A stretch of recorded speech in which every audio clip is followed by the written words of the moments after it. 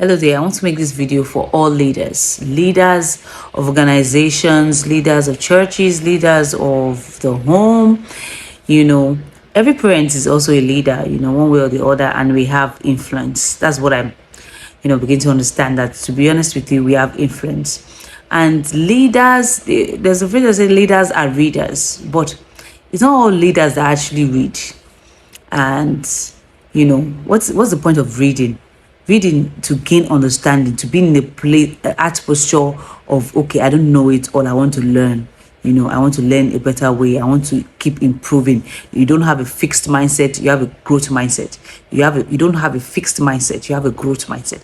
Because what I've discovered is that, you see, our ignorance as leaders would have a ripple effect on our followers and anybody that we have influence on. And if we say that we are not going to change and all of that, in fact, there will be some growth that we'll never achieve, and there will be some people that we'll never encounter because we refuse to grow into the capacity to be able to positively influence people. And therefore God is not going to trust people with us because we refuse to grow.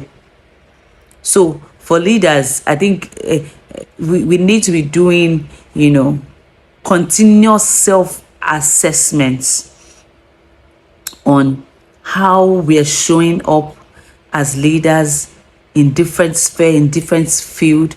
And one thing I also discover is that, to be honest with you, a lot of times the way we act and the way we behave can already close people's mind on what it is that you have to say. Because if we are not behaving well and everything, and then I'm coming and be talking and be saying stuff, honestly, the mind is already closed. They'll be like, I don't want to hear anything you have to say. You might be saying the right things and stuff, but it's just like, nah, I don't want to hear it.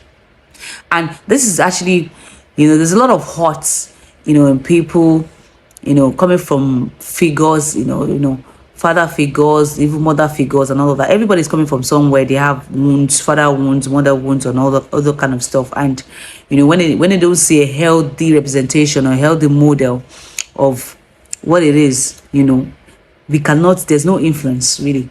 Influence is not like you force people to influence them. No, you just need to live and be, and then people will begin to see and say, okay, this is what it is. So for leaders, please, let us keep learning and keep growing, because you have influence and you have great impact. One love.